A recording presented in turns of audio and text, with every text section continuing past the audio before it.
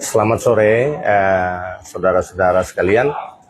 Pada hari ini, hari Kamis, tanggal 30 Juli 2026, kami dari Advokat Siwa5 Maluku, saya Roni Sapuleti, Ketua Umum, dan didampingi oleh Dr.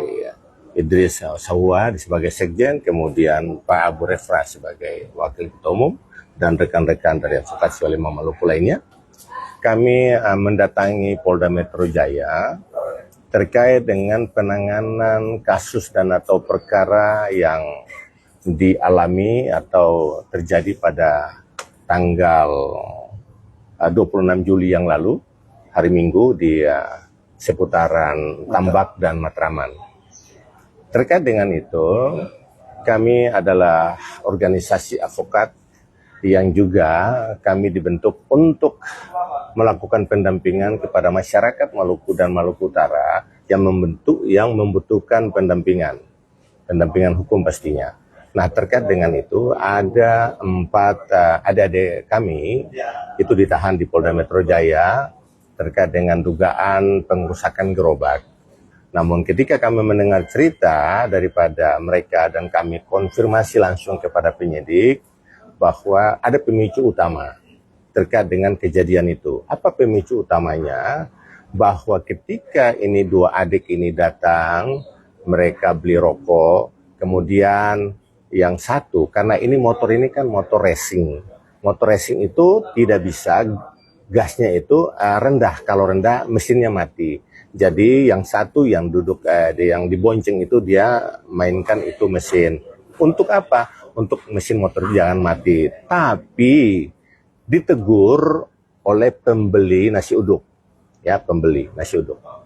Kemudian adik-adik kami ini meminta maaf. Memohon maaf, permintaan maaf itu sampai 3 kali. Namun yang ketiga kali itu, dia bahkan diancam dengan pisau lipat yang sudah disiapkan oleh pembeli nasi uduk yang berada di lokasi itu. Nah, kemudian dalam keadaan takut, itu juga disertai juga dengan pemukulan di kepala daripada ade ini. Nah, ketika mereka diancam dengan pisau itu, dan adik-adik ini kan takut, mereka kembali ke TKP yang kejadian sebenarnya. Kemudian datanglah beberapa saudara yang lain, termasuk ada juga saudara perempuannya datang untuk meminta maaf kembali atas kejadian itu. Nah, namun karena datang yang pelaku itu pengancam dengan pisau lipat itu sudah tidak ada di tempat di lokasi, sehingga mungkin dengan refleks ya adik-adik itu juga sedikit marah, kemudian mereka melakukan pengerusakan ringan terhadap gerobak. Untuk apa? Mau menanyakan, memastikan bahwa pelaku yang ngancam itu di mana. Nah itu. Kemudian adik-adik ini kan kembali.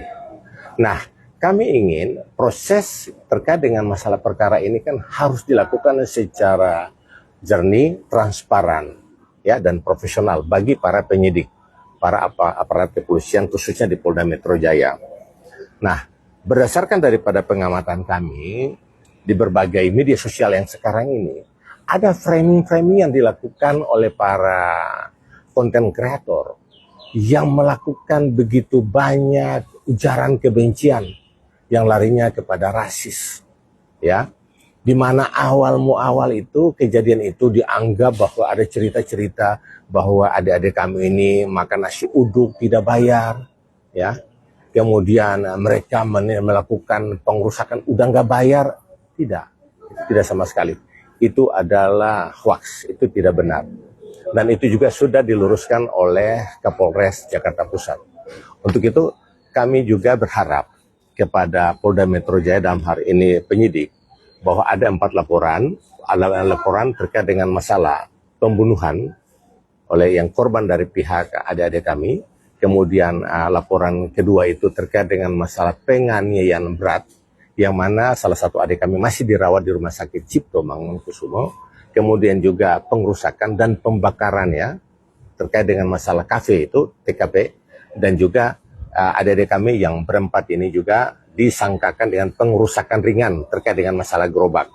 Tapi pemicu utama bukan masalah Menurut kami bahwa itu bukan masalah pengusakan gerobak itu. Pemicu utama itu adalah ketika si pembeli konsumen yang membeli nasi uduk di situ yang mengancam adik-adik kami dengan pisau itu. Kemudian disertai dengan pemukulan. Itu pemicu utama. Nah, itu kami juga mendorong agar polisi, penyidik dapat menangkap yang bersangkutan. Gitu. Nah, terkait dengan masalah konten-konten kreator, nah kami meminta dengan sangat, polisi harus mencegah mereka, harus meminta pertanggungjawaban mereka dengan memberikan framing-framing yang sudah melakukan ujaran kebencian, ya, melakukan narasi-narasi rasis, ya, yang tidak benar, ya. Seakan-akan kami Indonesia Timur ini adalah sampah, kami Indonesia Timur ini adalah pelaku-pelaku kejahatan. Mohon polisi dalam hal ini aparat penegak hukum harus bertindak lebih tegas, ya. Tidak boleh terhenti dengan permohonan maaf, harus juga disertai dengan proses hukum, ya. Kami berharap juga, ini catatan-catatan kami yang sudah kami sampaikan, bahwa negara harus hadir, ya, harus hadir dan menjamin keselamatan setiap warga negaranya. Untuk warga negara tanpa membedakan suku, agama, ras maupun golongan. Setiap tindakan rasisme, ujaran kebencian dan provokasi yang berpotensi memecah persatuan bangsa harus ditangani secara cepat, cermat, tegas, dan adil sesuai dengan ketentuan hukum yang berlaku. Itu harapan kami. Kehadiran negara melalui penegakan hukum yang profesional maupun wujud nyata perlindungan terhadap hak asasi manusia, pemeliharaan itu memelihara ketertiban umum. Untuk apa? Supaya mencegah yang namanya terjadi konflik atau kerusuhan antar daerah demi tetap tegaknya persatuan dan kesatuan negara kesatuan Republik Indonesia. Polisi dalam hal ini negara harus hadir untuk itu. Ya, jangan seakan-akan kami Indonesia Timur ini kami adalah menjadi beban pemerintah sehingga kami juga dirasisme, ya, dianggap kami ini sampah, ya, kami Indonesia Timur ini adalah suka melakukan keonaran. Oh, tidak, negara harus hadir untuk itu. Kalau memang tidak bisa sama sekali, kami sangat apresiasi dan sebenarnya kami juga ya menerima tawaran baik dari Presiden Prabowo, ya toh. Kalau memang kami ini menjadi beban, kami ini juga ya tidak bermanfaat bagi negara, biarkan Indonesia Timur ini biar kami sendiri gitu. Biar kami sendiri Indonesia Timur. Ya, kenapa? Ini kan semuanya kan demi untuk keadilan. Ya, keadilan. Ingat, tanpa Maluku, tanpa Indonesia bagian timur secara keseluruhan bukan Indonesia. Tapi kalau seandainya negara ini ya membiarkan sehingga mereka ini melakukan dugaan-dugaan penghinaan, rasisme ini bias kemana-mana, ya biarkan kami sendiri Indonesia bagian timur. Terima kasih, semoga ini juga menjadi pembelajaran untuk kita semua, kita saling menguatkan dan hukum harus ditegakkan. Saya paling satu hal yang penting tadi sebagaimana disampaikan Ketua Umum tadi, dari kronologis cerita tadi kan dari itu kami sudah konfirmasi langsung ke penyidiknya. Itu kan kalau dicermati kan memang ada pemicu utamanya tadi, ya, ada orang beli nasi uduk yang yang menodong kemudian memukul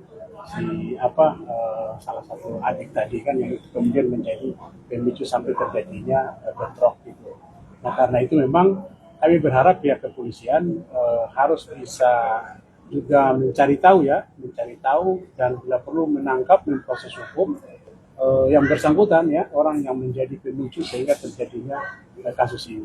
Terus yang kemudian yang kedua berkaitan dengan saat ini kan di medsos kan banyak sekali, ya, ramai konten-konten yang memuat ujaran kebencian dan banyak sekali berita hoax yang dampaknya juga sudah menimbulkan kontra konten, ya.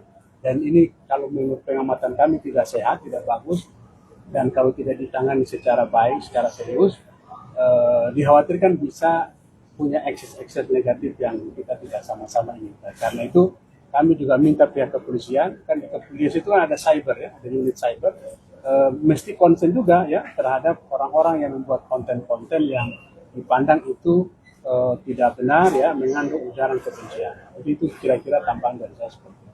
Mungkin dari Pak Waketum silakan kalau ada tambahan. Terima kasih. Sekedar untuk menegaskan saja seperti yang disampaikan oleh Ketua Umum dan Sekjen, bahwa adik-adik kami yang saat ini berada dalam tahanan akan didampingi sepenuhnya oleh ASM, Advokasi Ulama Maluku.